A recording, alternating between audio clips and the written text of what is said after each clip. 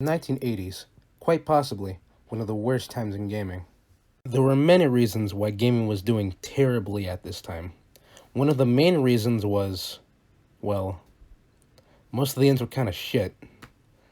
I'm specifically talking about two games: the Atari port of Pac-Man and one of the most infamous games of all time, E.T. for the Atari 600. Pac-Man was just a prototype that was just not ready, and E.T., of course, was just a pretty bad license game. Yeah, as well as a bunch of other garbage, it left a pretty bad taste in customers' mouths.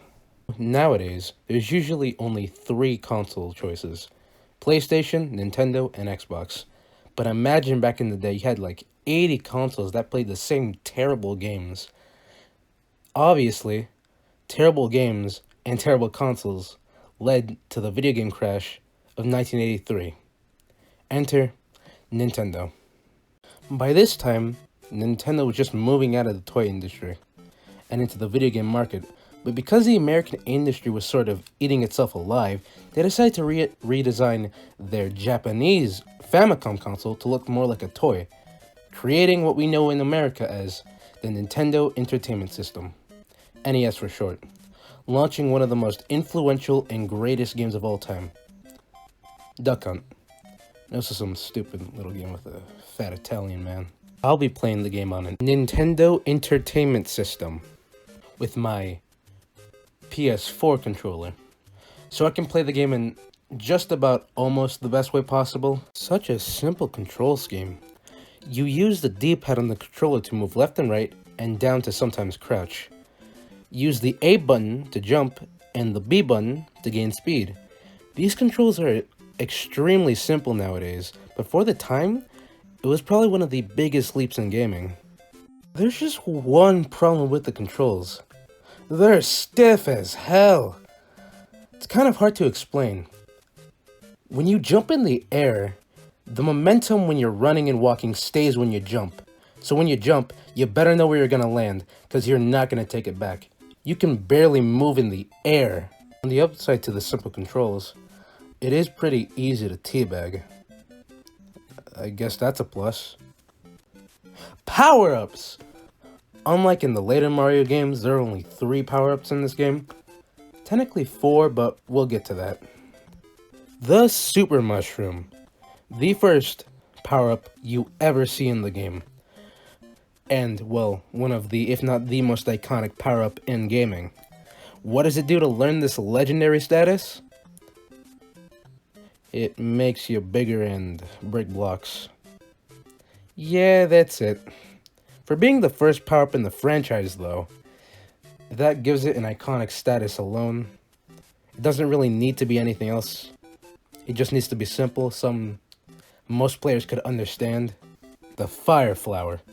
Another one of the most iconic power-ups in the series, and to this day is still arguably one of the best.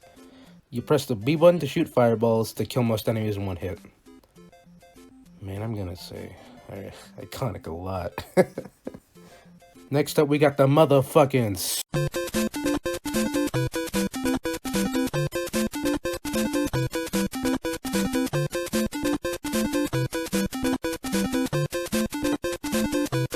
It's cool, I guess.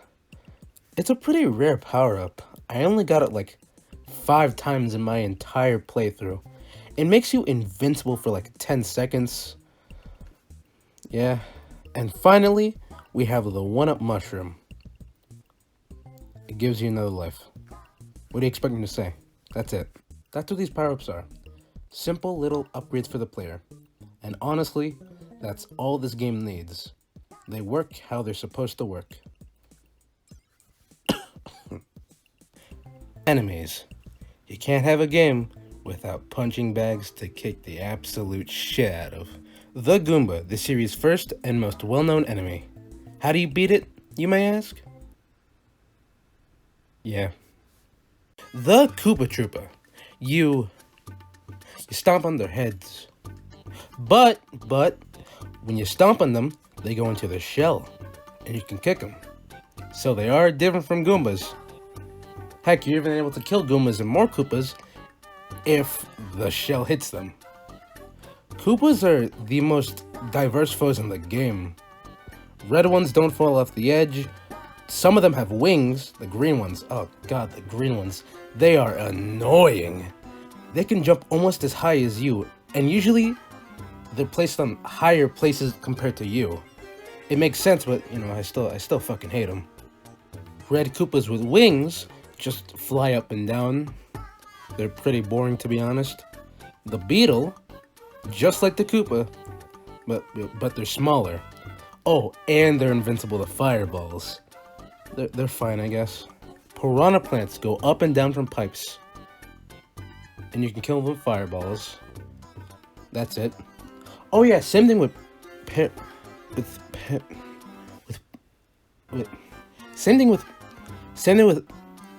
the fireballs that go up and down in Bowser's Castle, except they don't die in one hit with fireballs because they're fireballs.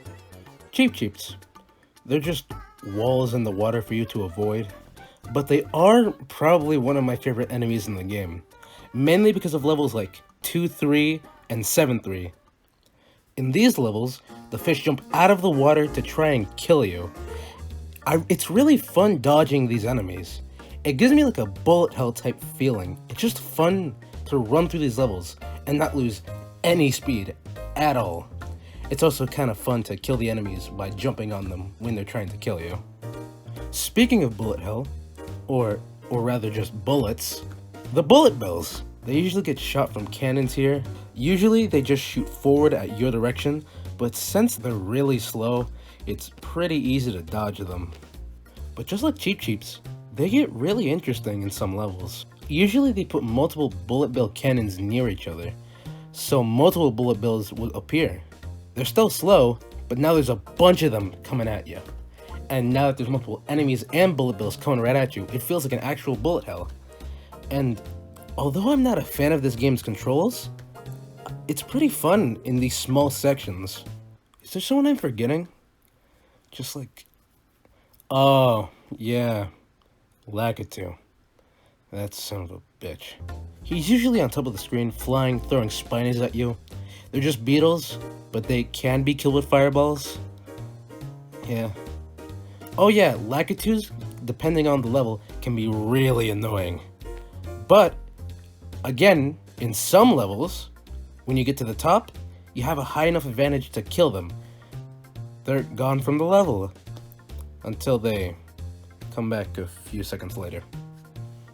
Yeah, they kind of suck in my opinion. There are 8 worlds in the game with 4 levels in each of them.